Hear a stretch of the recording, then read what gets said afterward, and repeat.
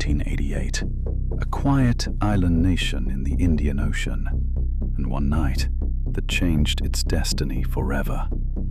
President Maman Abdul Gayoom was trapped, surrounded by armed rebels, and in that moment of desperation, only one country answered his call: India. I'm Daniel Verma, and today I'll be telling you the dramatic true story of India's swift military response, a mission called Operation Cactus. In 1988, the Maldives was a small island nation governed by President Maman Abdul Gayoom since 1978. But beneath the turquoise waters and tropical peace, there was growing unrest. Economic struggles, political instability, and whispers of a coup.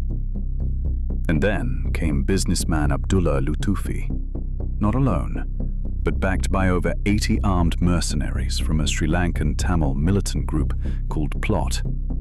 Their plan? To overthrow Gayoom, seize the capital, and take control of the Maldives. November 3rd, 1988. Speedboats arrived at Nale, the capital. Mercenaries disguised as tourists stepped off with rifles hidden.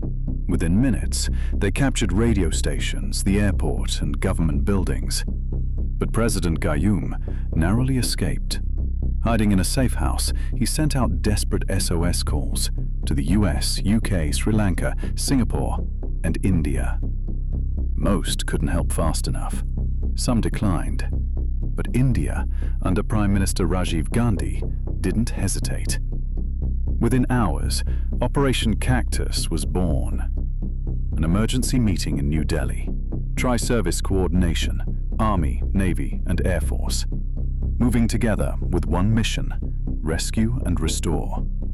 From Agra, the 50th Independent Parachute Brigade was mobilized, led by Colonel Subhash Joshi, Major Dillon, and the elite 6 Para unit. High Commissioner Arun Banerjee joined them, armed not with weapons, but a tourist guidebook and a photo of President Gayoom. Yes, that was their intel.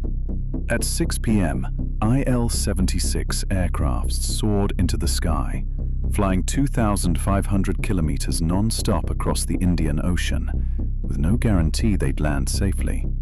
Ulule Airport's runway was short, unlit, dangerous. But at 9:25 p.m., Group Captain A.G. Bawur made a blind landing, a near miracle.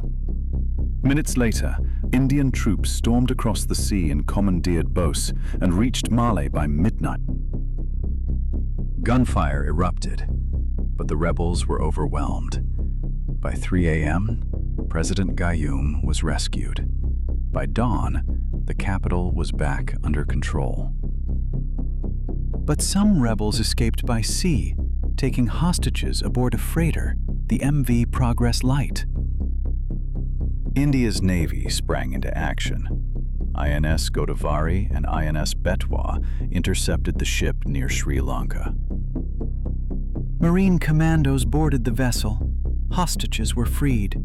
The mercenaries were captured. Mission complete. In just 16 hours, India had dismantled a coup.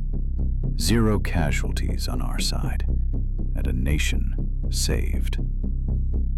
President Gayoom was reinstated, and Operation Cactus became a symbol of India's resolve, professionalism, and reach. World leaders praised the mission. Time magazine called it a glimpse of a superpower rising. India had proven that it wasn't just a regional player, it was a security provider. Today, Operation Cactus remains a lesser-known chapter in India's military history, but it's one of the most daring, precise, and heroic. And as we reflect on that night in 1988, one thing is clear: India stood up, not just for an ally, but for democracy. Thank you for listening. If you found this story inspiring, don't forget to like, share, and subscribe.